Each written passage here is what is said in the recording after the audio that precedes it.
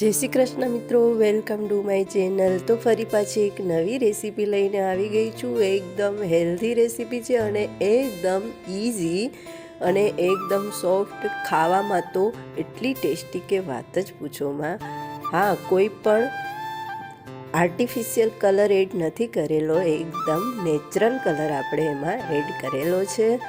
તો આજની આપણી આ પિંક રોટલી એટલે કે પરોઠા છે, બીટના પરોઠા મેં બનાવેલા છે। તમે જો ઓઈલી ખાવા ના માગતા હોય તો તમે એની રોટલી પણ બનાવી શકો છો। તો મેં અહીંયા ઘઉંનો લોટ લીધો છે।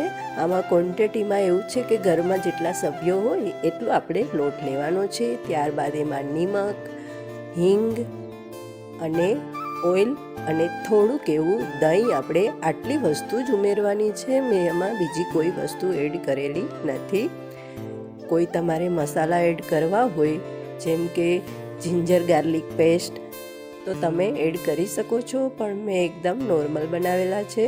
તો આ બધી વસ્તુ એડ કરી અને આપણે લોટમાં સરસ રીતે મિક્સ કરી લેવાનું છે।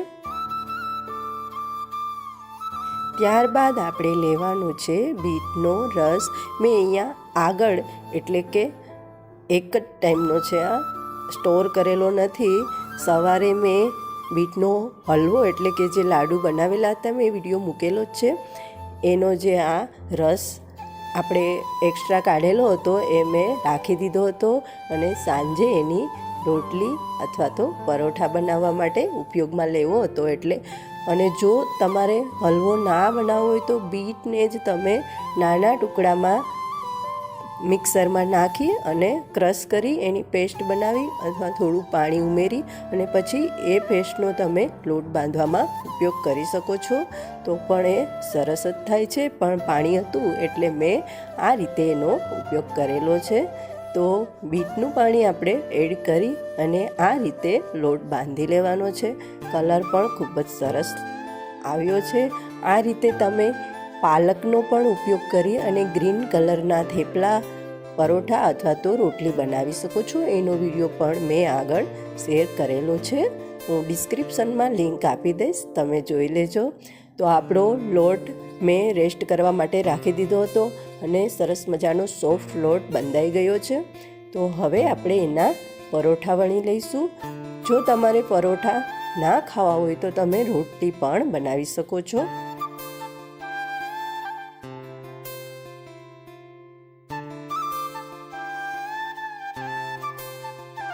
ત્યારબાદ આપણે એક પેનમાં અથવા તો લોખંડની તવીમાં તેલ નાખી અને આ પરોઠાને આપણે ચોળવી લેવાના છે।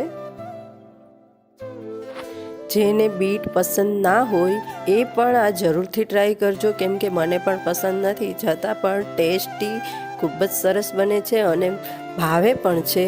એમાં બીટની સ્મેલ બિલકુલ નથી આવતી, તો તમે જરૂરથી ટ્રાય કરજો, ખૂબ જ સરસ બને છે। મેં આગળ બીટના લાડુ પણ વિડીયો શેર કરેલો છે અને એ પણ ખૂબ જ ટેસ્ટી બન્યા હતા।